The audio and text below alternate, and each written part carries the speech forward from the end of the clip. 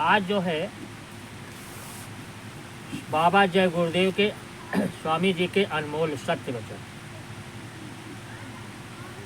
सत्य वचन से पहले स्वामी जी महाराज कह रहे हैं कि विश्व के जिन जिन संतों ने उस परम आध्यात्मिक पद की प्राप्ति की है उन सबका सामान्य मत संत मत है, यानी एक ही मत है। और संत मत एक स्वाभाविक विज्ञान है। वे संत उस प्रभु को सबका मालिक है, उसकी आज्ञा से इस पृथ्वी पर जन्म लेते हैं। वो ऐसे नहीं आते और आवागमन के बंधन से जकड़े हुए जीवों को नाम के अभ्यास द्वारा मुक्ति दिलाना और अपने धाम यानी सतलोक ले जाना ही उनका लक्ष्य होता है। परंतु आज की चकाचौंध भरी जिंदगी में आध्यात्मिक चेतना प्रदान कर मुक्ति के पथ पर लगाने वाले संत बहुत कम हैं। जिन्होंने अपने सत्संग, व्यक्तिगत मुलाकातों, पत्रों एवं प्रश्नोत्तर द्वारा प्रश्नों द्वारा जिज्ञासुओं की शंका समाधान कर और आध्यात्मिक ज्ञान प्राप्त किया है, एक ऐसे ही महान संत बाबा जय गुरुदेव जी महाराज हैं। आपका जन्म उत्तर प्रदेश के छोटे से गांव में हुआ था। बचपन में ही माँ बाप का साया छीन गया। बचपन से ही आप सच्चे गुरु की तलाश में भटकते रहे। अंत में उत्तर प्रदेश की इगलास तहसील जिला अलीगढ़ के गांव चिरौली में पंडित घूरेलाल शर्मा जी ज्ञान प्राप्त कर साधना में लग गए और सन 1952 से आज तक भी भारत के छोटे छोटे गांव से लेकर बड़े बड़े शहरों में जाकर परमार्थ का प्रचार कर सोए हुए जीवों को जगाने का कार्य कर रहे हैं। आपने कई करोड़ माया मोह के घोर अंधकार में डूबे जीवों को नाम दान देकर आध्यात्मिक चेतना प्रदान की है। अमीर गरीब बड़े छोटे सब आपके चरणों में बैठ भेदभाव भूलकर आपके उच्च आध्यात्मिक उपदेश सत्संग का लाभ लेते हैं। आपका तेजस्वी स्वरूप और प्रभावशाली व्यक्तित्व लोगों को अनायास ही अपनी ओर खींच लेता है। आपका एक बार का दर्शन भी लोगों को अंतिम समय तक याद रहता है। आप अपने सत्संग में सुनाते हैं कि हमारी सूरत आत्मा यानी सोल उस प्रभु को आनंद जीवन और शक्ति का समुद्र है कि एक बूंद है जो करोड़ों युगों पहले अलग हुई थी। एक बूंद जीवात्मा और यहाँ पर दुखी है क्योंकि ये उसका देश नहीं है। ये जब तक अपने असली पुरातन घर नहीं लौटती तब तक इसके दुखों का अंत नहीं हो सकता। इसके लिए उसे कहीं बाहर रास्ता खोजने की जरूरत नहीं।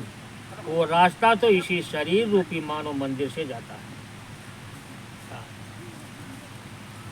ये मानव मंदिर एक किराए का मकान है और श्वासों की पूंजी खत्म हो जाने पर खाली करना पड़ेगा।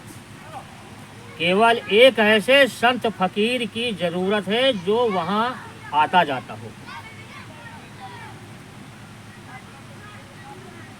आप अपने सत्संग में वो रास्ता जिसे नामदान कहते हैं भी बताते हैं, जिसमें प्रतिदिन 3-4 घंटा सुबह और 3-4 घंटा समय शाम अभ्यास करते हुए आप इसी मनुष्य जीवन में प्रभु का दर्शन दीदार कर सकते हैं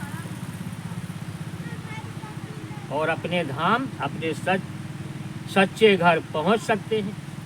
परमात्मा की प्राप्ति के लिए आपके द्वारा बताया गया रास्ता वही है जो ईसा मसीह, कबीर, नानक, पलटू दास, तुलसी, मौलाना, रूम, शमशप, त्रेज, हाफिज मुजादिद अल हासानी और दुनिया के अन्य संतों ने बताया था। वेदों में इसका उल्लेख अनहद मार्ग के रूप में किया गया है। हाँ, मुसलमान फकीर इसे सुल्तान उर्ज अजकार कहते हैं और बाइबिल में इसे वर्ड या लोगास कहा गया है। भारतीय संत एवं आप इसे सूरज शब्द योग कहते हैं। आगरा दिल्ली बाईपास रोड मथुरा में आपका विशाल आश्रम है तथा सफेद संगमरमर का एक विशाल मंदिर आपने अपने गुरु महाराज के चिन्ह के रूप में बनवाया, जिसका नाम योग साधना मंदिर है, जिसे लोग जय गुरुदेव मंदिर भी कहते हैं। हाँ। तो स्वामी जी के अनमोल सत्य विचार 14 मार्च 1994 से 20 मार्च 1994 तक बिना मतलब तुम घर से बाहर मत निकलो। और दूसरी बात यह है कि किसी के साथ वाद विवाद में मत पड़ो। हिंदू मुसलमान छोटे बड़े सब एक दूसरे का साथ लो और प्यार मोहब्बत से रहो। आगे समय बहुत ही खराब आ रहा है। तुम इस बार मेहनत कर दो, फिर आगे तो ताज है। दूल्हे के सिर पर सेहरा तो एक ही बार रखा जाता है। जो दूसरों की निंदा और आलोचना करते रहते हैं वे भजन नहीं कर सकते। महात्माओं ने कहा है, निंदा करने से पाप कर्म चढ़ते हैं। जिसकी निंदा की जाती है वो हल्का हो जाता है और निंदक अपने लिए नरक का दरवाजा खोल देता है।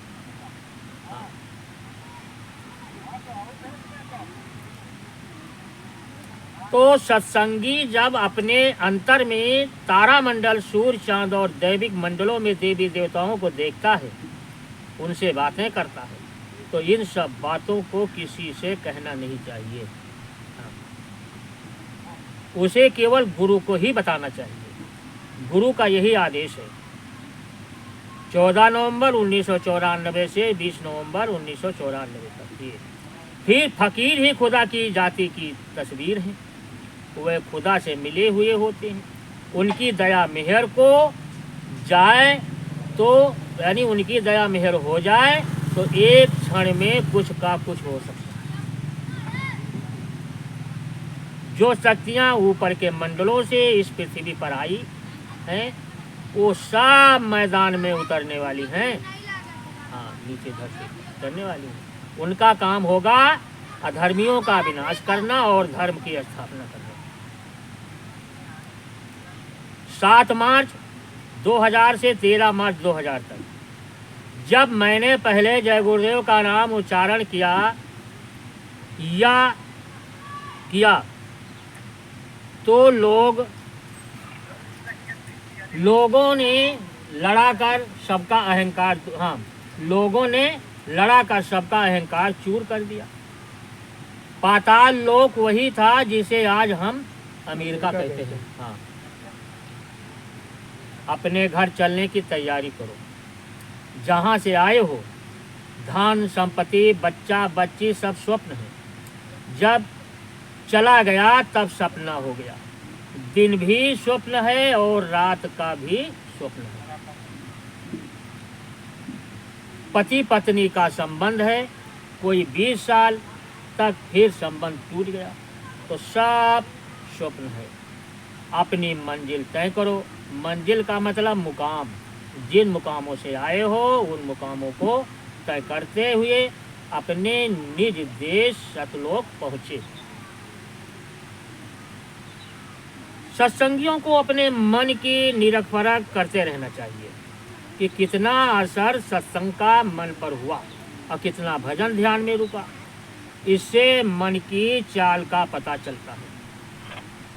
शाकाहारी रहना, कोई भी ऐसा नशा मत करना कि बुद्धि पागल हो जाए। अधिक मिलना जुलना कम करो।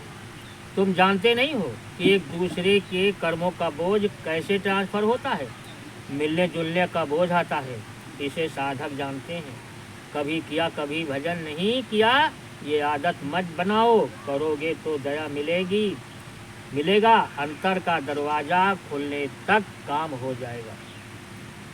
60 साल के बाद भजन नहीं हो सकता, शरीर जर्जर होने लगता है। जैसे कोई जिसे लगन लगी रहती है वो कर सकता है, जैसे पहले से कर रहा है तो ऊपर जिंदगी भर करिए, न 60 साल न 100 साल तो नहीं बन हुआ है। लेकिन 60 साल के बाद जब प्रयास की नहीं तब न हो पाई, हाँ तब न हो पाई। इसलिए तो यही कह रहे हैं कि जैसे वैसे कोई जिसे लगन लगी रहती है वो कर सकता है, मगर कोई जिसे तड़प हो जाए। तो जैसे ही तुम माला लेकर बैठते हो कि मन भाग जाता है, तो फिर सुमिरन कौन करेगा? तो जब मन भाग जाए तो सुमिरन कहाँ होगा? सुमिरन तो मन ही करेगा, मन ही करेगा, सारा मन ही सब कुछ करेगा। अब मन रुका नहीं तो कुछ नहीं करेगा। तो कहते हैं आश्रम पर रहकर तुम पड़े सोए रहोगे तो तुम्हें यहाँ रहने का फायदा क्या? जैसे आश्रम पर जाओ, वहाँ रहो और भजन ना करो, वहाँ सेवा ना करो, सेवा तो वहाँ रहने से कोनो मतलब नहीं है, उससे अच्छा अपने घर में रहो, हैं? तो वही कह रहे हैं कि प्रातः घंटी बजती है तो तुम्हें चाहिए कि मैदान में आकर भजन पर बैठ जाओ। 4 बजे घंटी बजती थी वहाँ सब, वैसे प्रातः 4 बजे सबको उठ जाना चाहिए। तो जिसको देखा नहीं उसकी पूजा कैसे करोगे? ध्यान उसी का हो सकता है जिसे तुमने देखा है। इसीलिए कहा है कि गुरु का ध्यान कर प्यारे, हैं? बिना इसके नहीं छूटना, नाम के रंग में रंग जा, मिले तो है धाम दीजिए। इसीलिए कहते हैं कि गुरु इधर भी साथ देता है, उधर भी मददगार होता है। चेतन सृष्टि में तुम बगैर गुरु के एक कदम भी नहीं चल सकते। इधर तो शरीर हाड़ मांस का है, किंतु उधर ऊपर में सूक्ष्म और प्रकाशवान स्वरूप है। स्वरूप वही होता है जो यहाँ है, इसमें और उसमें कोई अंतर नहीं। हाँ, जैसे जिस रूप में गुरु को इस 5 तत्व में देखोगे वैसे वो अंतर में मिलेगा। और वो जो वो रूप में ना मिली तो हमारे उनके परिचय कैसे हुई? पहचाने कौन पहचान होगी कि तुम आओ कि ना आओ? हैं, धोखा दिए थे। और यहू रूप में धोखा हो जाते, कबो कबो काल बन के आ जाते सामने रूप देख के, क्योंकि काल हर प्रकार से नहीं सक्षम है ना अपने लोक में, तो वो भक्तन का भड़का दिए थे। तो भक्त जानते हैं कि बस मिल के आएंगे और वो हुआ अलगन रह गए और बीच में यहाँ धोखा हो जाता। तो हुआ पर यू परख करे कि हमारी गुरु आए कि ना, तो जो गुरु का दिया नाम जैसे शुरू करोगे, अगर वो काल हुई तो हट जी चेहरा, काल हट जी तो हटिए, अगर गुरु है तो न हटिए। ये पहचान होता है हुआ पर अंतर में, वही कह रहे हैं। तो जब हम सत्संग करते थे और कोई भाषण नहीं करता था, तब लोग भजन अच्छा करते थे, सुमिरन भी करते थे और ध्यान भी करते थे, प्रेम था, भाव भी था, सेवा भी थी और दया भी थी, सब कुछ था। जब से ये भाषण शुरू हुआ तब से आज तक ये सब कुछ खत्म हो गया। 7 नवंबर 2000 से 13 नवंबर 2000 तक कहते हैं मैं बराबर कह रहा हूँ कि इस समय पर हिंसा बहुत हो रही है। सुअर को दौड़कर पकड़ते हैं और उसे उल्टा टांग कर नीचे से आग लगा देते हैं। इतनी क्रूर हत्या तुम ऐसी जगह पर खाओगे तो तुम्हें भी पाप लग जाएगा। नहीं मानोगे तो ऐसा समय आ रहा है कि तुम्हारे चिथड़े उड़ जाएंगे। इसलिए कहता हूँ कि शाकाहारी हो जाओ। हाँ, इसलिए जो नाम दान लेने के बाद शाकाहारी नहीं रहते और खाने पीने लगते हैं, उनकी माफ़ी नहीं होती। जैसे पहले खाए पी लियो है या दुष्कर्म कर डाले हैं, अब गुरु कर लिए, गुरु मिल गवा, गुरु समझा दी और रास्ता ले लियो है, उसके बाद फिर माफ़ी न होगी। इसका मतलब ये पहले का सब माफ कर देंगे, पहले का सब माफ हो जाएगा। हाँ। वो गुरु माफ कर देगा, माफ कर देगा। उसके बाद कोई माफी नहीं होगी। एक भी शिक्षण का मतलब है पाप है, वो भी माफ नहीं होगा। क्योंकि यही कहते हैं कि हाँ कि जो उन्हें उसकी माफी नहीं होगी और कुदरत उन्हें सख्त सजा देगी। तो अन्न का बड़ा असर होता है। कोई कुछ देता है तुम बिना सोचे समझे खा लेते हो। ठीक, ये हमको विचारना है कि हम इनका खाएं कि न खाएं, या खाने लायक है कि नहीं है। उसी से तो हमारे सारे कर्म बदल जाते हैं, खराब हो जाते हैं। हाँ, कहते जैसा खाओ अन्न वैसा होगा मन। हाँ, अच्छा काम कर रहे हो और बुरा मन बन गवा तो समझ लीजिए कि आज हमसे ऐसा क्यों हो रहा है।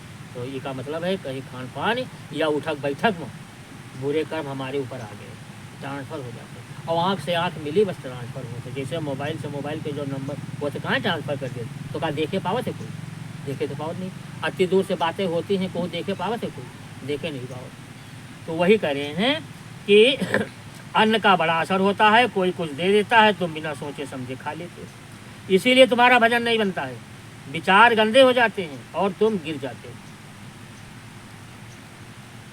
भव सागर से पार जाने के लिए महापुरुष से प्रेम करना होगा। महापुरुष वही जो गुरु है, जिसकी तीसरी आंख खुली है और परमात्मा से मिलता हो। उनसे प्रेम कर लोगों तो तुम्हारा काम बन जाएगा। अगर नहीं करोगे तो परमार्थ का रास्ता साफ होगा। हाँ, सत्संग में पड़े रहे और आते जाते रहो। सत्संग में पड़े रहोगे तो संसारियों से लाख दर्जा अच्छे हो। जैसे पहाड़ का पत्थर गर्म होता है और पानी का पत्थर ठंडा रहता है। इसलिए समझ लीजिए कि मान लो आपकी बात है, सत्संग में पड़े रहे और आते जाते रहो तो सत्संग में पड़े रहोगे तो संसारियों से लाख दर्जा अच्छे। जैसे पहाड़ का पत्थर गर्म होता है ऊपर है और पानी का पत्थर ठंडा रहता है, दोनों पत्थर हैं और दोनों को अगर एक में लड़ा दिया जाए तो चिलकी निकलेगी। लेकिन सांसारिक जो दुर्घटनाएं या दुर्व्यवहार है उसे तो बचोगे हैं। फिर कहते हैं 24 नवंबर 2000 से 6 दिसंबर 2000 तक भजन करना है तो मोटी बातों को ध्यान में रखना होगा। नहीं करना है तो ये संसार है, फंसे रहो। तुम भजन करोगे और तुम बैठकर किसी का खाओगे तो तुम्हारे भजन से चला जाएगा। तो तुम रखोगे क्या? तुम्हारे सेवा तो मेवा है, यानी दूसरे सेवा तो मेवा है। तुम ये सोचो कि हम बहुत बड़े आदमी हैं, हम ऐसे हैं वैसे हैं, सेवा नहीं करेंगे तो यूं ही रह जाओगे। सेवा करना है तो छोटे बड़े से क्या मतलब। महापुरुषों की बात किसी की समझ में जल्दी नहीं आती है। हमारे स्वामी जी महाराज 4-4 घंटे भजन में बैठे रहते थे, ये मैंने देखा है। एक बार मैंने साहस करके स्वामी जी महाराज से पूछा, यानी बाबा जय गुरुदेव कह रहे हैं अपने गुरु से, कि पूछा कि स्वामी जी महाराज पूरे हो जाते हैं, हाँ स्वामी जी महाराज पूरे हो जाते हैं तो वो क्या तब भी भजन करते हैं? यानी जो पूरा संत हो गया, पूरा अपने घर आना जाना लगा तो वो भी भजन करते हैं। तो स्वामी जी बोले बेटा भजन तो अंतिम श्वास तक करना है। हाँ, आखिरी श्वास निकले तो भजन के साथ निकले। तो हमने आप लोगों को टाट पहनाया कि सादगी में रहोगे तो मन फैलेगा नहीं और चटक मटक में मन फंस जाता है। सत्संग में बात सामूहिक की जाती है, आप अपनी चीज पकड़ो। जिसे जब महफिल लगी होता है तो मैं होते आम सत्संग। आम सत्संग का मतलब होते सबकी बातें होती हैं और सबके लेके हैं। तो वो अपनी अपनी चीज पकड़ो। जी के अंदर जो भावना है या जी के अंदर जो सामाहिक है, जो बात समझ में आवे, वो अपनी अपनी चीज सब लोग पकड़ो। तो वही कह रहे हैं कि अपनी अपनी चीज़ पकड़ो। इसमें ऐसे लोग बैठे हैं कि जो यहाँ कहेंगे हम भजन करेंगे और उधर जाकर भूल जाएंगे। सेवा पवित्रता के लिए की जाती है। सेवा से मन बुद्धि चित्त इंद्रियां पवित्र होती है और तब भजन बनता है, तब भजन बनता है। कहा था मन की तरंग मार लो बस हो गया भजन, और आदत बुरी संभार लो बस हो गया भजन। तो ये दो चीज़ें जब कब्जे में आ जाएंगी तो जब हम भजन में बैठेंगे तब भजन बनेगा। यूँ नहीं कि हो गवा, जब ये कब्जे में हो जी हैं और ये इधर उधर न बगी हैं, तो जब भजन करे बैठी हो तो भजन बनी, ध्यान करे बैठी हो ध्यान में मन लागी, सुमिरन करे बैठी हो तो सुमिरन में मन लागी हैं। और जब मन इधर उधर भागा रही तो काम न बनी। तो वही कहते हैं कि कमाई वाले महात्मा कभी जमीन जायदाद से नहीं बनते। वे आते हैं तो जमीन जायदाद तो आ ही जाती है, जहाँ बैठे हैं हुए हुई जमीन जायदाद। आप लोग समझते हो कि वो जमीन जायदाद से बन गए, लेकिन ऐसा नहीं है। कबीर रैदास ने काशी छोड़ दिया, मीराबाई ने राजपाट को लात मारा। मुझसे भी जब स्वामी जी महाराज ने कहा कि मथुरा में कहीं कुटी बनाना, तो मैंने ये प्रार्थना की है कि पैसा नहीं है, कैसे बनेगा? तो कहने लगे कि तुम मालिक की तरफ अपना रुख करना और माया तुम्हारे पीछे पीछे भागेगी, हैं भागेगी कि हमसे कुछ सेवा ले लो, यानी माया कहेगी। बात बिल्कुल सच है, समझने की है। तुम्हारे जहाँ जमीन जायदाद वाले रह जाते हैं वहाँ कमाई खत्म हो जाती है, पाठ करने लगते हैं। तो 28 दिसंबर 2000 से 6 जून तक तुमने कितने बड़े बड़े अपराध किए हैं। अगर ठंडी में आश्रम में रहने से धूल जाए तो उस प्रभु की महान कृपा होगी, हैं? से तुमने कितने बड़े बड़े अपराध किए हैं। अगर ठंडी में आश्रम में रहने से धुल जाए तो उस प्रभु की महान कृपा होगी। जैसे अतनी ठंडी होती है, कोहरा गिरत है, और हमारे कर्म हमारी तकलीफ ही ठंडी में आश्रम पर चले जाए हुआ रहे से, और ये खत्म हो जाए, परेशानी दूर हो जाए, दुख दूर हो जाए, तो कहा था यह महान कृपा गुरु की है। केवल ठंडी में बर्दाश्त करके आप रह रहे हो इस बस यही पर हैं। तो कहते हैं तुमने कितने घरों को फोड़ दिया, यानी कत्ल कर दिया, और आप बिना संतों के कोई माफ नहीं कर सकते। राम और कृष्ण भी तुम्हारे गुनाहों को माफ नहीं कर सकते। हाँ, और उन्होंने स्वयं कहा है कि काल रूप में तिनकर भ्राता शुभ और अशुभ कर्म फल दाता। या चौपाई रामचरित मानस में लिखी है, उन्होंने खुद कहा। तुम आश्रम से प्रतिज्ञा करके जाओ कि मैं शाकाहारी रहूंगा और भजन करूंगा। निश्चय को मुताबिक ही क्रिया शुरू होती है। जब तक कोई चीज़ का संकल्प नहीं होता है तब तक कोई कार्य पूरा नहीं होता है। तुम अपने कर्तव्यों को भूल जाते हो तभी आफत आती है। हाँ, आफत कब आती। तुमने इतने गुनाह किए कि बहुत पहले ही कुछ का कुछ हो गया होता, लेकिन महात्मा रोके हुए थे। भगदड़ मचेगी तो इधर के लोग उधर भागेंगे और उधर के लोग इधर भागेंगे, सारी दुनिया में हलचल मचेगी। वक्त का इंतजार करो, समय को सत्संग के वचनों को याद रखोगे तो धोखा नहीं खाओगे। हाँ,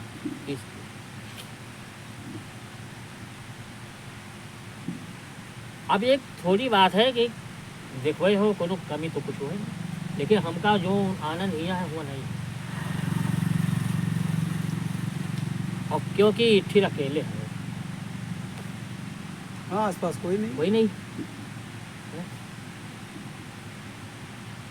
तो जब मन प्रसन्न, शरीर प्रसन्न, तन मन सब प्रसन्न है, वह सुख है। जब जायदाद में तो सुख धरा नहीं है, वो मत और दुख है। तो वही कह रहे हैं कि हाँ, धोखा नहीं खाओगे। महात्माओं से प्रेम करो, प्रेम करोगे तो मोह बंधन ढीले होंगे, और जब ढीले हुए तो चाहे जट झटको और गिरा जल्दी।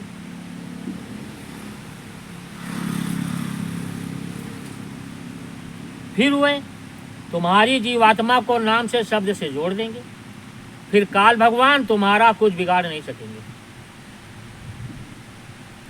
अन्यथा तुम्हें कर्मों का हिसाब देना पड़ेगा, इससे तुम बच नहीं सकते। और दोनों आंखों के पीछे जीवात्मा का घाट है, यही घाट है, ये तो दोनों आंखों है, मध्यभाग यही है, यही घाट है। वहाँ जब बैठने की आदत डालोगे तब तड़प बनेगी, और तड़प और बिरा जाग जाए तो कर्म जल्दी साफ होते हैं, फिर शब्द सुनाई देने लगता है, प्रकाश प्रकट हो जाता है।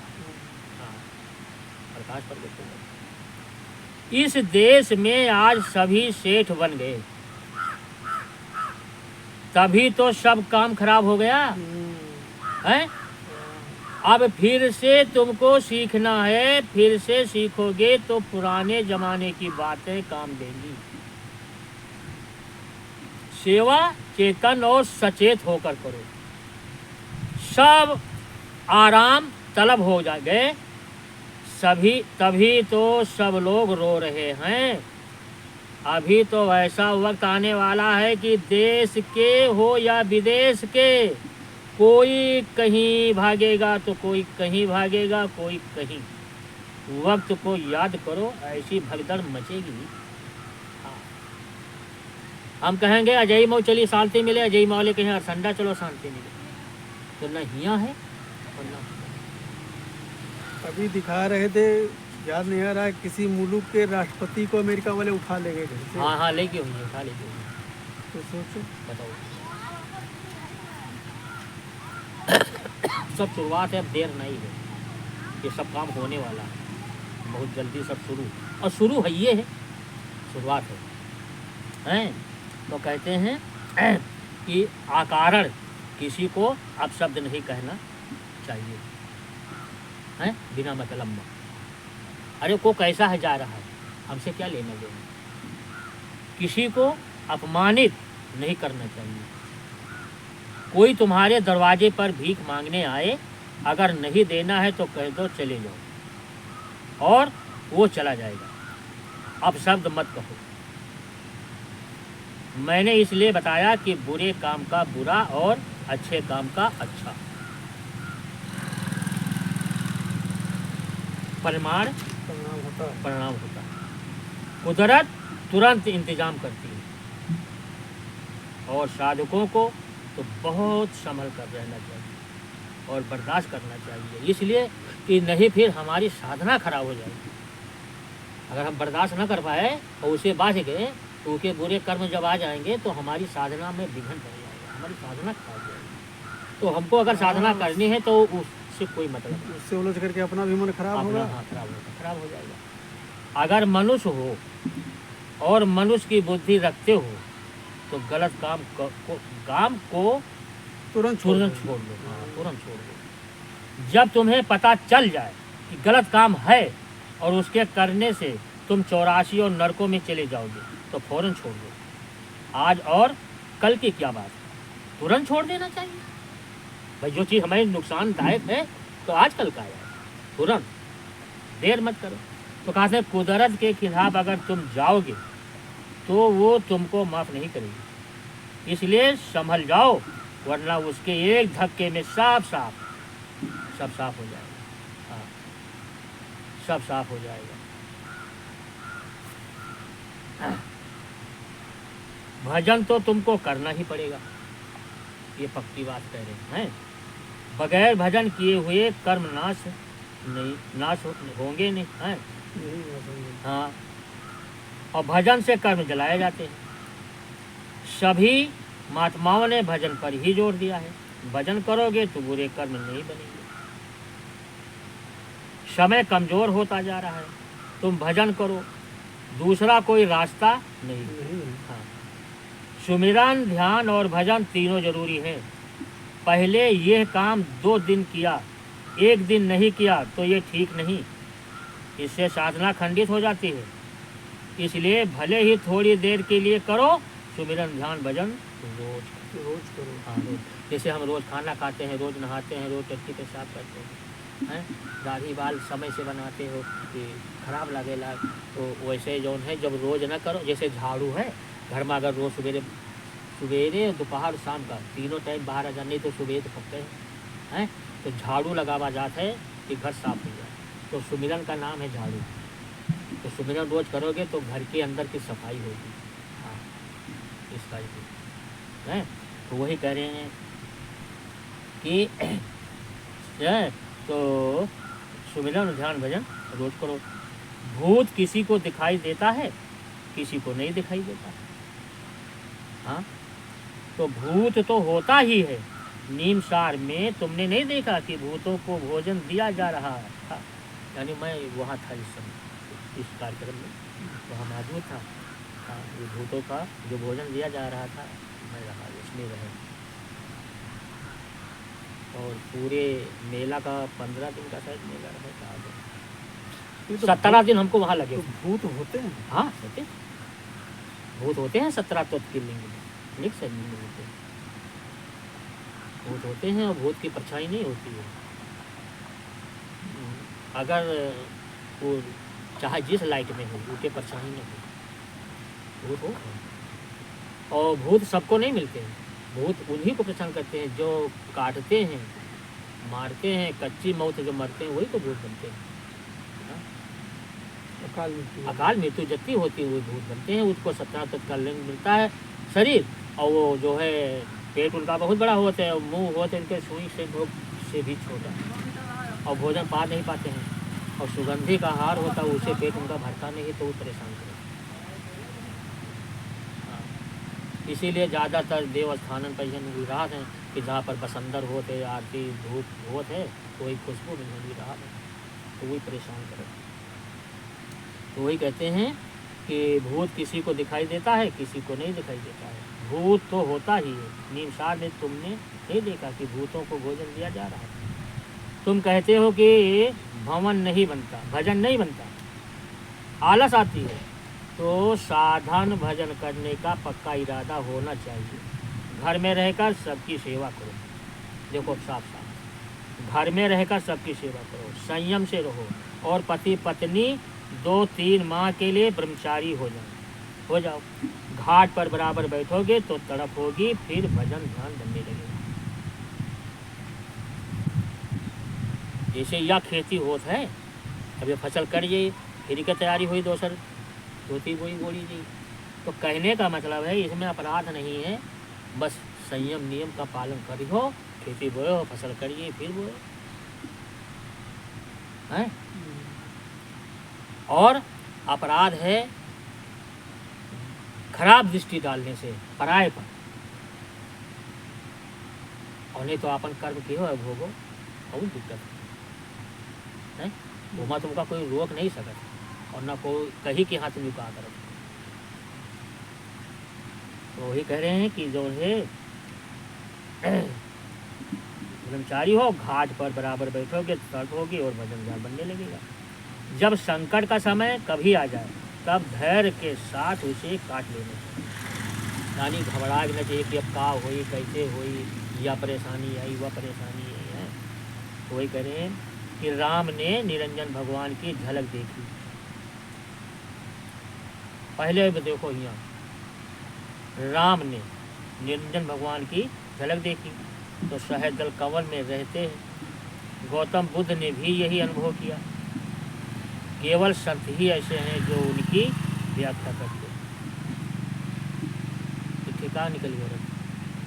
यानी गौतम बुद्ध जो महात्मा हैं कहे जा रहे हैं ना, पूरे नहीं, केवल उन्होंने निरंजन राम को ही देखा, बस आगे नहीं पहुँचे। ठीक, ये काम संतों का है। यानी गौतम बुद्ध जो थे वो संत नहीं थे। और कहते हैं केवल संत ही ऐसे हैं जो उनकी व्याख्या करते हैं और जीवात्माओं को उनके धाम में पहुंचाकर निरंजन भगवान का दर्शन दीदार कराते हैं। फिर उससे भी ऊपर ब्रह्म पद में और उससे भी ऊपर पार ब्रह्म पद में पहुंचाकर मुक्ति और मोक्ष दिला देते हैं। ये काम सब मुक्ति और मोक्ष नीचे के किसी भी स्थान में नहीं है। हाँ। दीन बन जाओ तो स्वामी, हाँ दीन बन जाओ तो सभी लोग तुमको प्यार करने लगे।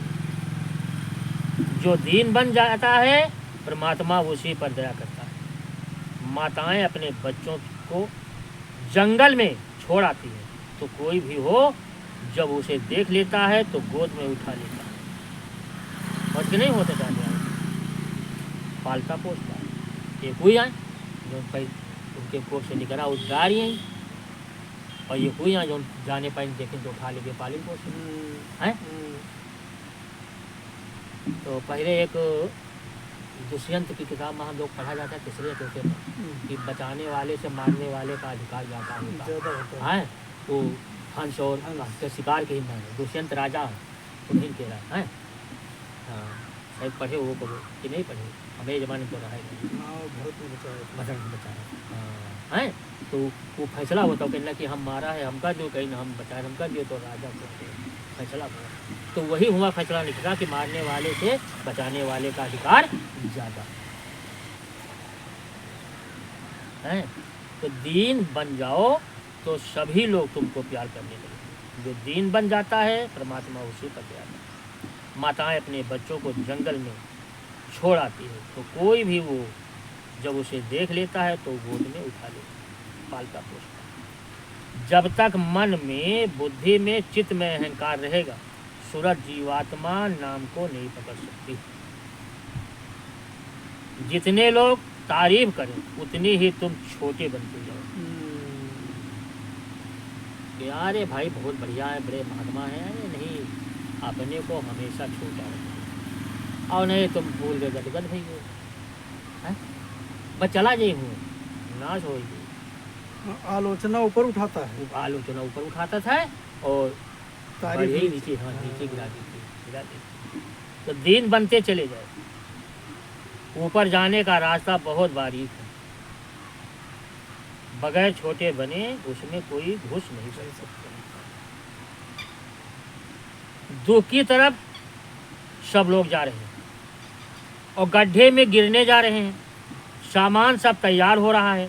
मैं फिर कहता हूँ कि शाकाहारी हो जाओ, नहीं मानोगे तो तुम जानो और तुम्हारा काम जानो। कुदरत का करिश्मा कोई जानता नहीं।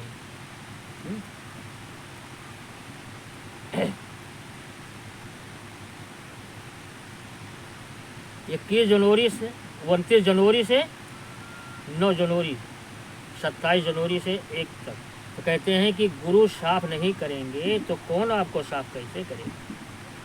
अगर गुरु गंदगी नहीं धोए तो कोई दूसरा यहाँ नहीं धोएगा है। और उसके पास तो अग्नि है जिसमें तुम्हारे कर्मों को लेकर धोते रहते। सूरज जीवात्मा ब्रह्म पद से जब पार हो जाती है तब कारण शरीर छूट जाता है, अलग हो जाता है और ब्रह्मलोक के ऊपर पहुंचने पर ही जीवात्मा को अमृत पीने को मिलता है। शरीर से कमाई करके यहाँ का कर्म बोझा उतार दो, लिंग शरीर से कमाई करके लिंग लोक का बोझा उतार दो। यही है लिंग शरीर जो है भूतों प्रेतों का है। कहते हैं इसका बोझा उतार दो, फिर सूक्ष्म और उसके बाद कारण बोझा उतार दो, फिर सारे बंधनों से सूरत अलग होकर स्वयं शब्द रूप हो जाती है और तब उसे सच्ची मुक्ति और मोक्ष प्राप्त हो जाता है।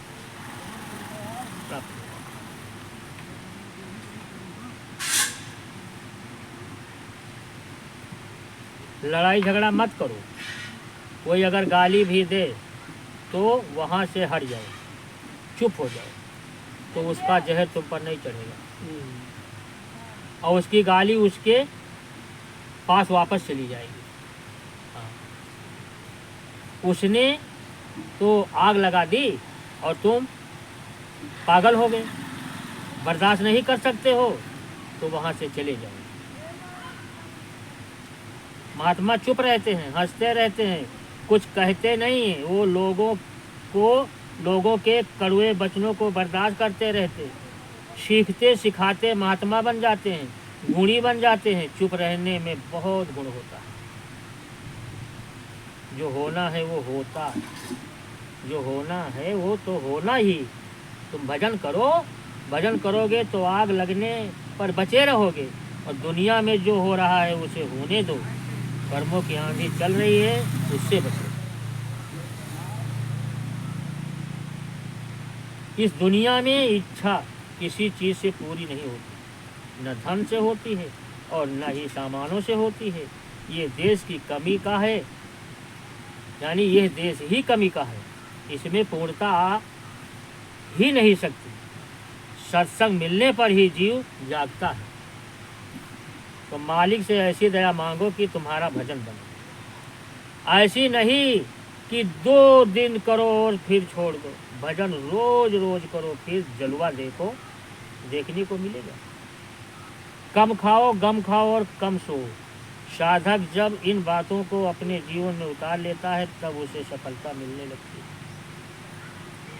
अन्न को बर्बाद मत करो, अन्न देवता है। कई स्थानों पर सूखा पड़ा है, लोग दाने दाने को तरस रहे हैं। भंडारे में रोटी खाओ मगर बर्बाद मत करो। घर में रहो, वहाँ भी इस बात का ख्याल रखो, जब अन्न नहीं मिलेगा तो नाली में पड़ी हुई रोटी को भी उठाकर तुम खा लोगे। बिल्कुल बिल्कुल। जब शुरू में संतों का आवागमन हुआ तो उन पर लोगों को विश्वास नहीं होता था, पर संतों के आने का सिलसिला जारी हो गया। उन्होंने बड़ी मेहनत की जीवों के साथ में, उन पर संस्कार डाले। जितना जीव हजम कर सकते थे उसका संदेश सुनाना, उतने ही संस्कार डाले। अब संस्कारों का समूह बन गया है। कर्म ही काम है, जो तुमने कर्म किए हैं वही तुम्हारे आगे आकर खड़े हो जाते हैं। इसीलिए तुमको दुख सुख भोगना पड़ता है। शब्दों को ही पकड़ना है, वही तो हाथ है, उंगली है। पकड़ लो तो चढ़ा दिए जाओगे। पर्स टूट गया, यानी पर्स सब टूट गया। अब विश्वास हो गया तो कैसे जाओगे? तुम जल्दी मत करो, जितना वो कहें उतना करो तो तुम्हें पहुंचा दिया जाएगा। हैं? जितना कहा उतना करो, बने बनावे से कोई जिम्मेदारी नहीं, कोई मतलब नहीं, हमका उका कोई ठेका नहीं है। खाली वो जौन कहा जौन करो, बस बाकी वही जाना। तो यू आराम है, इमा कोई शंका नहीं है कि का बताई भजन नहीं बना थे, ध्यान नहीं बना थे, सुमिरन नहीं बना थे, यू नहीं भरा, वो नहीं भरा, कोई मतलब नहीं, कोई टेंशन नहीं। भाई हम नौकरी कर रहे हैं जी के खेत में, चाहे जी के हैं, हमका जो मजदूरी हमका मिल गई कि फायदा नुकसान हमका उसे क्या मतलब? वो जो कह रहा है मालिक उनका कर दे रहा हो, बस क्या जरूरत है? अच्छा और बुरा बने से और न बने से हमसे कोई मतलब नहीं। इसका मतलब यही हुआ कि जितना वो कहे उतना करो तो तुम्हें वहां पहुंचा दिया जाएगा। और हमने पहली बार जब गुरु महाराज मिले हैं तो मेरा यही संकल्प हो गया तुरंत, बस देर ही नहीं लगी कि हमको कुछ नहीं करना है, बस जो सधेगा शरीर द्वारा, बस आपके हुक्म का पालन, कुछ नहीं। और न कोई जिम्मेदारी, न घर की, न अपनी, न बाहर की, कोई जिम्मेदारी नहीं। जो ईसा मसीह ने कहा उसको करो तो तुम सच्चे ईसाई हो, तो मोहम्मद साहब ने कहा उसको करो तो तुम सच्चे मुसलमान हो। हैं? उन लोगों ने तो कहा कि रूहों पर रहम करो, मन इंद्रियों की कुर्बानी करो। मन और इंद्रियों की कुर्बानी की है और वही का कहीं नहीं है। और रूह को पाक पवित्र बनाकर खुदा की तरफ लगाओ। सोचो तो तुम क्या करते हो भाई? जो उन्होंने बताया तुम क्या रस हो कि नहीं करो। तुमने प्रतिज्ञा की थी कि हमें बाहर निकालो, हम तुम्हारा भजन करेंगे, पर बाहर आते ही तुम भूल गए। और यह प्रतिज्ञा गोस्वामी जी महाराज ने रामचरित मानस में लिखा कि दीन दयाल बिरल संभारी, हरो नाथ मैं संकट भारी। हैं? हम कष्ट में हैं, अब प्रभु कृपा करो यही भांति, और सब तज भजन करम दिन रात।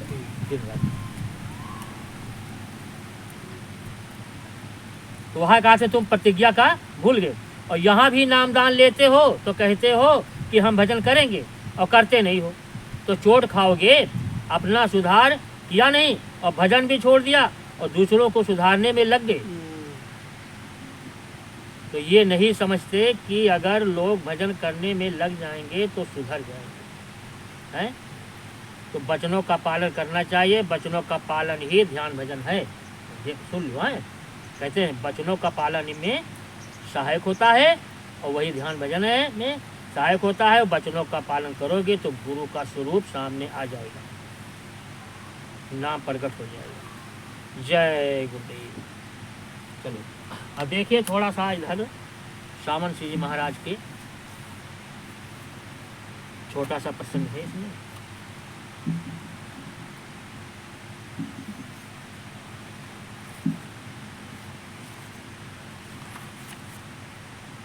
ये तक वही हुआ।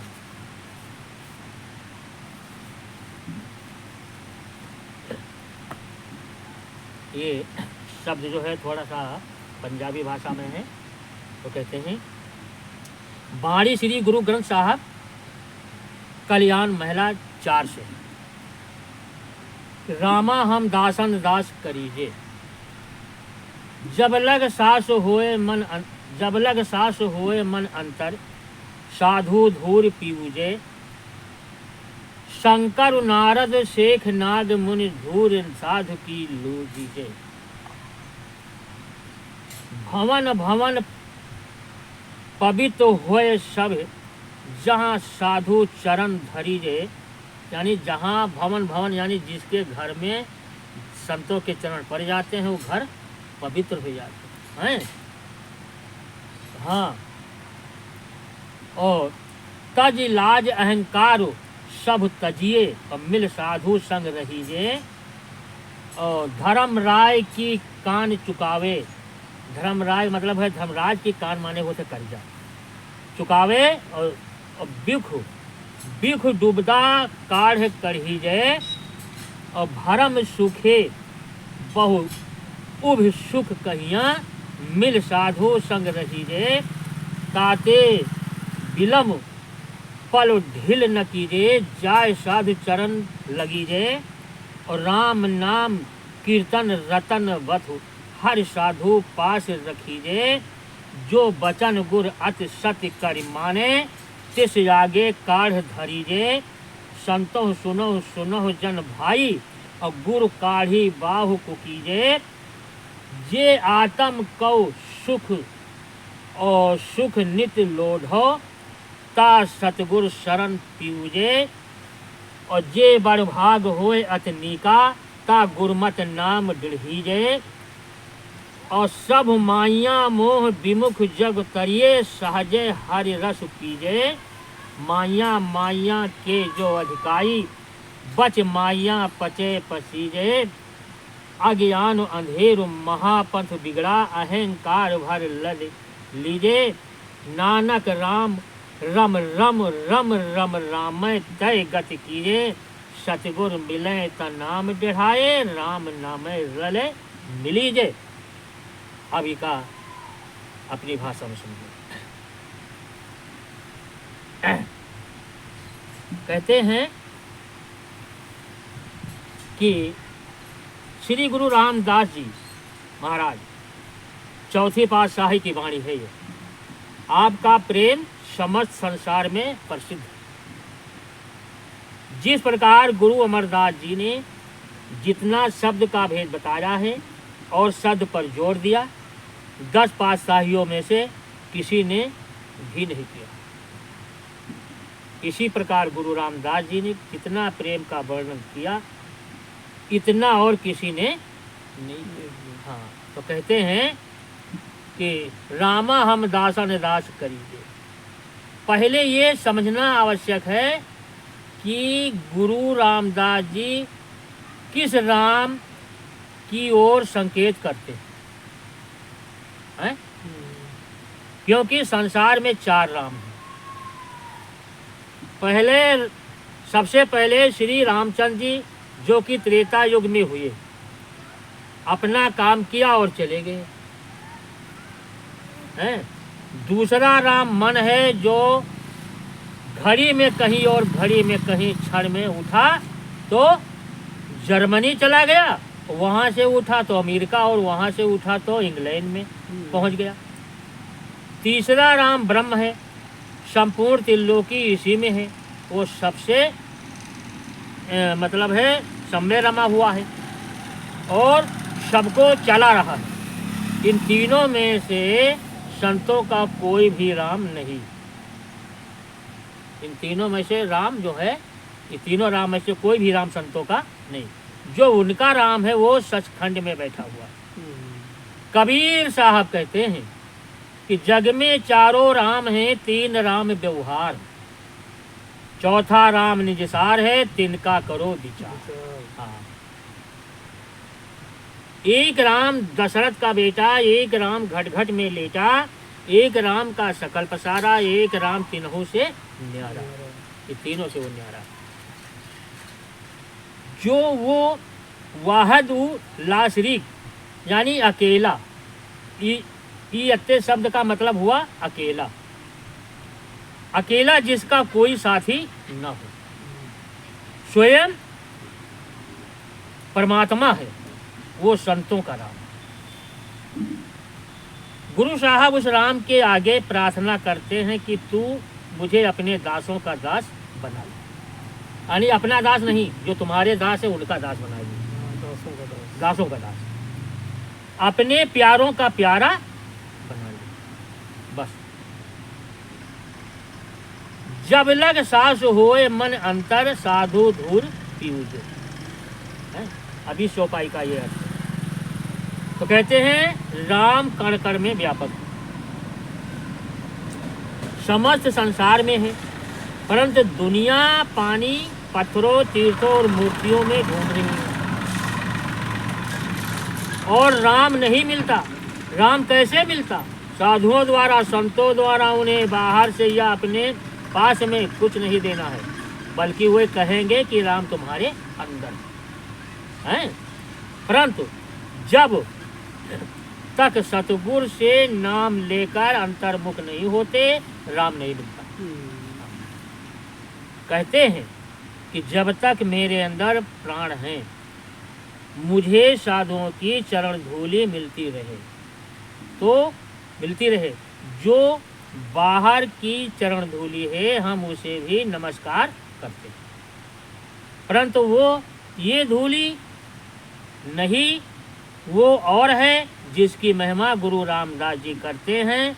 वो 9 द्वारों को छोड़कर आंखों के पीछे ऊपर सहस्त्र कमल में पहुंचकर मिलती है वो धूली। उसी धूली का कहने की गुरु के चरणों की धूल जो मिल जाए तो तकदीर बदल जाए, वो धूल वहाँ मिलेगी है। अगर वो यहाँ धरती पर है, वो मिल गए तो न हुआ नहीं हुआ, तो जहाँ हुई है हुए हैं, यूँ है वो है। तो वो कहते हैं कि वहाँ संतों की नूरी प्रकाश चरण है, उस धूली में स्नान करने से सब पाप उतर जाते। महात्माओं ने जगह जगह धूल की महिमा की है। तुलसी साहब कहते हैं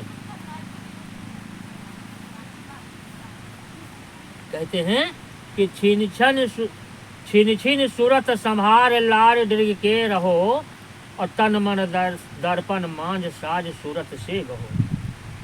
यदि संतों की धूली लेनी है तो तीसरे तिल में आ जाओ। लगन लगे नख पार सार तब पाया, वहां एक टक ध्यान लग जाए तो मिलती। अरे हाँ रे, तुलसी संत चरण की धूल नूर दर्शाया।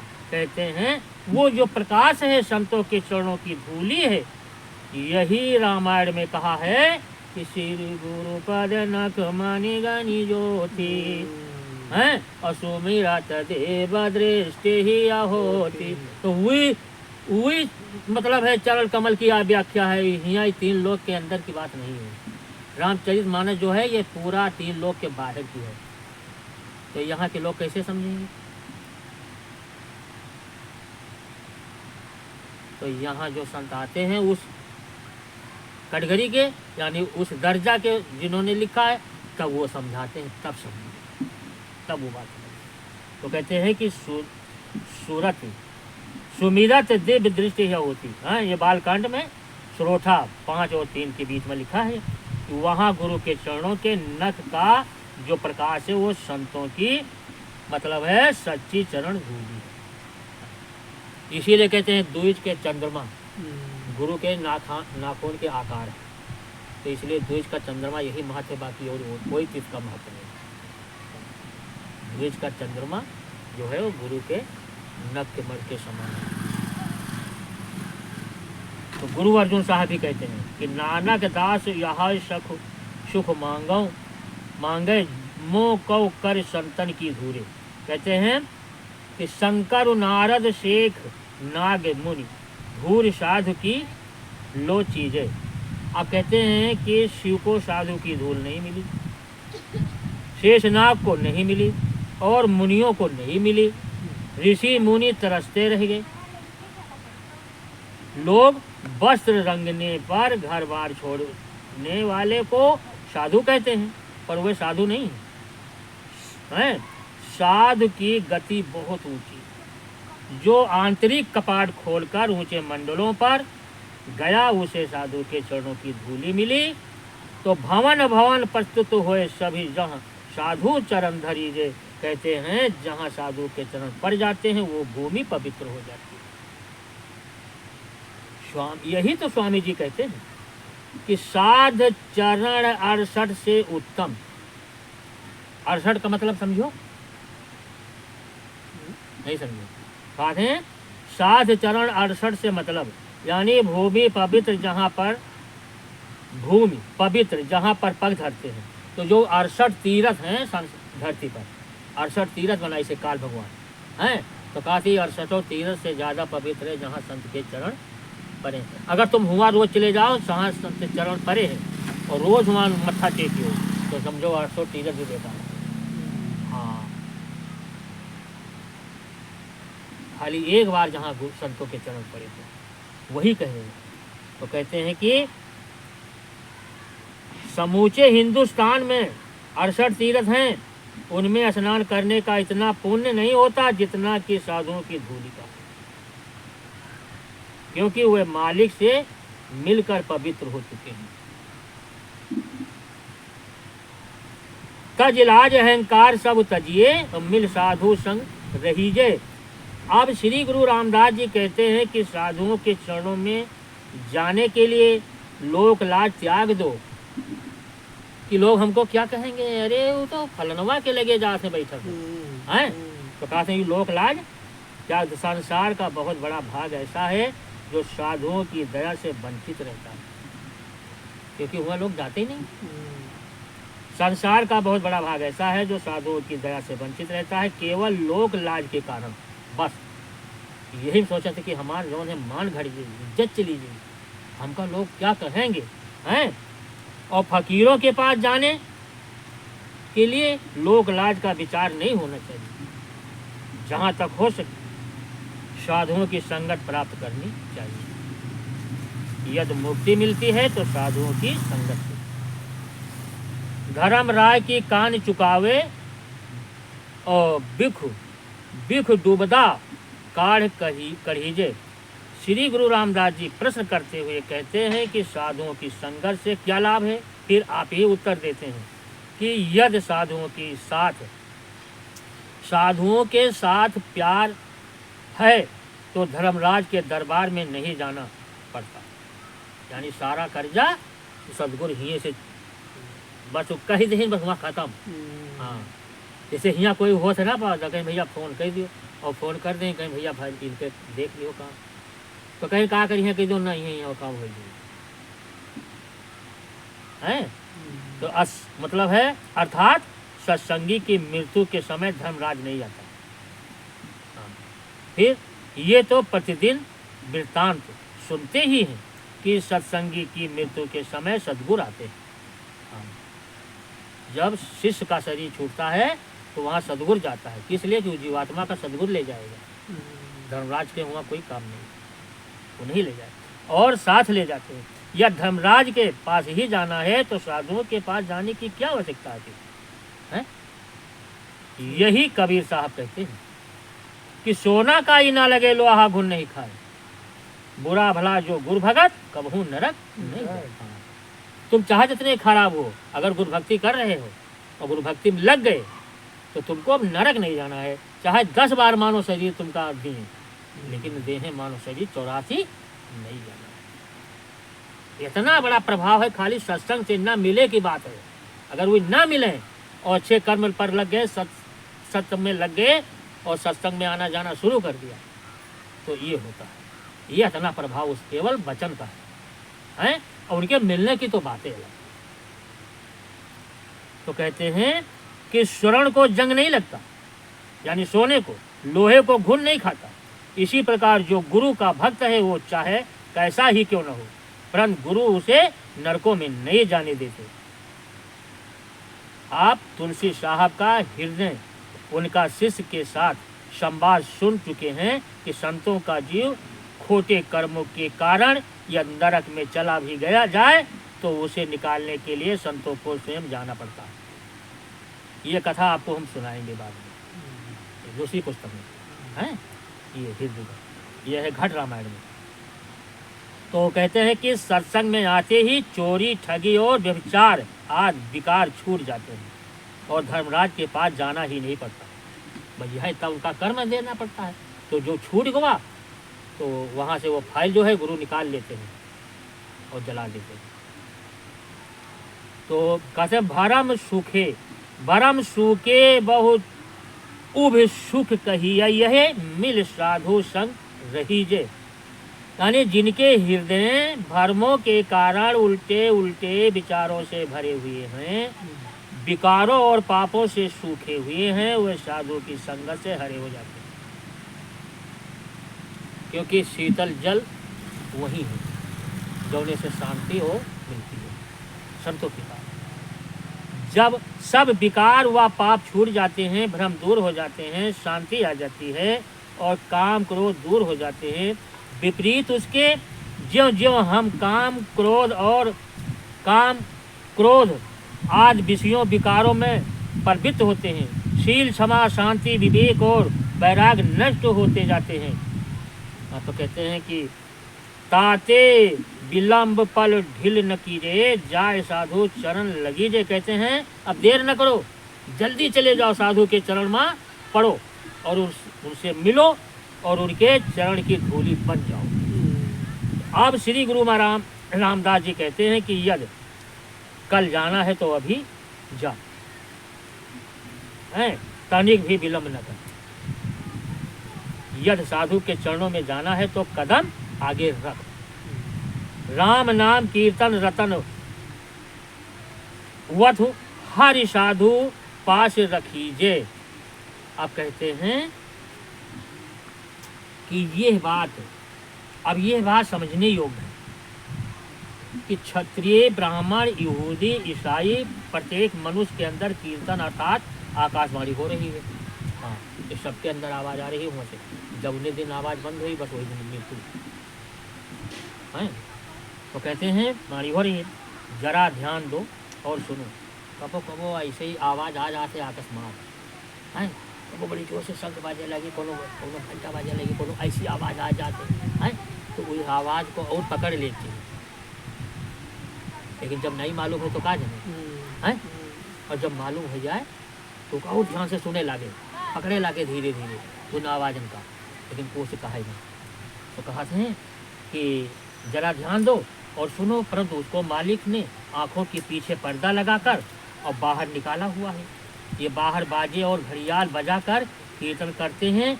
जो घंटे 2 घंटे में समाप्त हो जाता है वो कीर्तन नहीं है। जो कीर्तन तुम्हारे अंदर हो रहा है वो कभी बंद ही नहीं होता। यदि उसे 1 घंटा भी सुन लो तो मन कहीं भी न जाएगा, परंतु लोगों को इसका ज्ञान नहीं।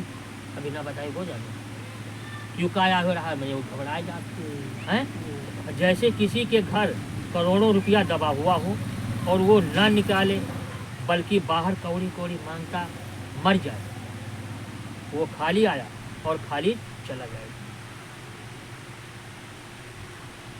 श्री गुरु ग्रंथ साहब उस कीर्तन की महिमा करते हैं ऋषि मुनि भी प्रशंसा करते हैं। वेद से उद्गीत कहते हैं, अर्थात उद अंदर का राग। मौलवी रूम साहब कहते हैं कि औलिया रा दर दरु हम नाग मस्तास्ते आशंका राजा हाथ रे बेहास्त। कहते हैं औलिया अल्लाह के अंदर नगमे राग हो रहे हैं, वो आशिकों प्रेमियों की संपत्ति है। फिर कहते हैं कि नसन बद आ नगमाहा रागो से हिसे कज सित मया गो से हित बादशाह नजर। वो नगमा इन पांचों इंद्रियों के द्वारा नहीं सुना जाता। जितना पढ़ना पढ़ाना है, बातें करना है, उतना ही उससे दूर होना है। हाँ, जितने कामिल पूर्ण फकीर हुए हैं वे इन नगमों द्वारा ही सचखंड गए हैं। ये नगमे 5 हैं जो सहदल कमल से शुरू होते हैं और सचखंड तक पूर्ण हो जाते हैं। एक फकीर कहता है कि नग महानेक सुनीदम व निराहा व फिर काबासो बुत खाना बनित दम सुख हर दो काफिर। कहते हैं वह सभी के अंदर हैं। अंतर केवल ये है कि साधुओं के अंदर प्रकट रूप में है, साधारण लोगों के अंदर गुप्त। वो प्रकट कर ले ही नहीं तो वो जान गए, हम प्रकट नहीं कर पाए तो हमारे अंदर गुप्त में है, लेकिन वो है। साधुओं के पास जाओ तो वे कहते हैं अंदर चलो और उस कीर्तन को सुनो। गुरु अमरदास साहब कहते हैं कि कल कीरत शब्द पछान यहाँ भगत चूके अभिमान। यानी कल युग में कीर्तन सुनो जिसके सुनने से मुक्ति होती है। बाहर का कीर्तन 2 घंटे करोगे, 4 घंटे करोगे, फिर बंद हो जाएगा है? और जो तुम्हारे अंदर कीर्तन है वो कभी बंद नहीं होता। जब मौत आएगी तब बंद होगा, उससे पहले नहीं। ऐसा कीर्तन साधुओं की संगत से ही मिलता है। तो जो वचन गुरु सत्य सत्य कर माने अतिश आगे काढ़ धरीजे। कहते हैं कि जो जिज्ञासु गुरु की शरण में आते हैं उसकी संगत करते हैं और गुरु उनको नाम देकर अंदर जाने का भेद दे देते हैं। जो उसके अनुसार अभ्यास द्वारा उन्नति कर गया वो फिर जन्म मरण में नहीं आता। संत दुनिया में वो कीर्तन आंतरिक धुन देने के लिए आते हैं, परंतु जो नाम लेकर रख छोड़े उसे कुछ लाभ नहीं। जिस प्रकार किसी कुम्हार को हीरा मिल गया और उसने हीरा गधे के गले में बांध दिया, आप बताओ, उसने उसका महत्व न जाना और जब जौहरियों की दुकान पर गया लाखों करोड़ों रुपए मूल पड़ा। उसने हीरा गधे के गले में बांध दिया, उसने उसका महत्व न जाना। जब जौहरियों की दुकान पर गया लाखों करोड़ों रुपए मूल पड़ा।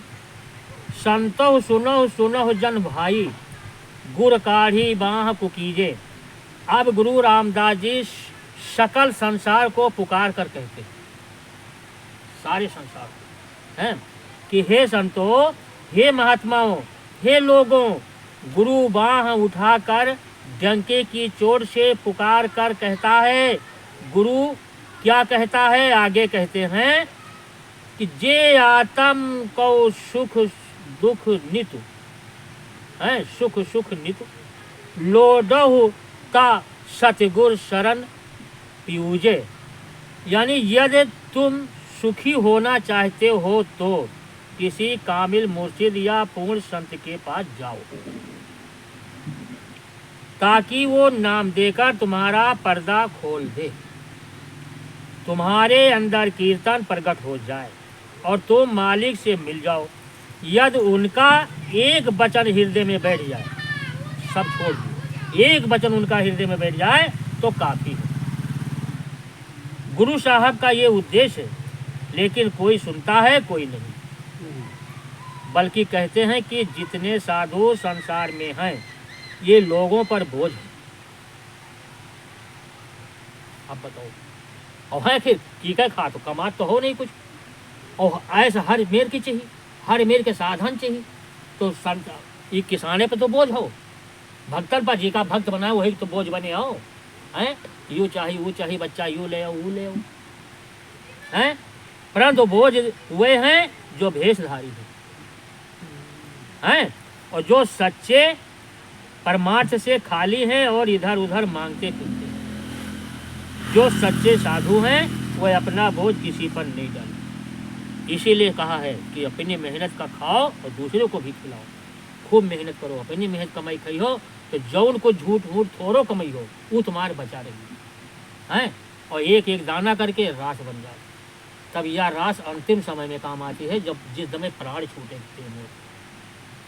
यही अंतिम श्वास मतलब है राशि से गुरु महाराज तुम्हार कर्जा चुकाई है यमराज के, और तुमका घर ले जाइए। इसीलिए वो कहते हैं कि अपनी मेहनत और कमाई ईमानदारी, और ईमानदारी से मेहनत करो, और घर बार नहीं छोड़ना, परिवार नहीं छोड़ना, कुछ नहीं छोड़ना, बस एक भी।